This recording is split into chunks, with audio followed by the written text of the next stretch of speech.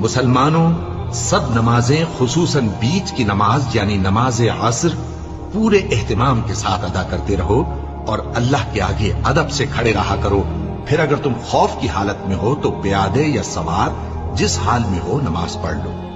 پھر جب امن و اطمینان ہو جائے تو جس طریق سے اللہ نے تم کو سکھایا ہے جو تم پہلے نہیں جانتے تھے اللہ کو یاد کرو. اور جو لوگ تم میں سے مر جائیں اور عورتیں چھوڑ جائیں وہ اپنی عورتوں کے حق میں وصیت کر جائیں کہ ان کو 1 سال تک خرچ دیا جائے اور گھر سے نہ نکالی جائے. ہاں اگر وہ خود گھر سے چلی جائیں اور اپنے حق میں پسندیدہ کام یعنی نکاح کر لیں تو تم پر کچھ گناہ نہیں.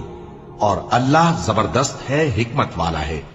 اور مطلقہ عورتوں کو بھی دستور کے مطابق نان و نفقہ دینا چاہیے. پرہیزگاروں پر یہ بھی حق ہے. اسی طرح اللہ اپنے احکام تمہارے لیے بیان فرماتا ہے تاکہ تم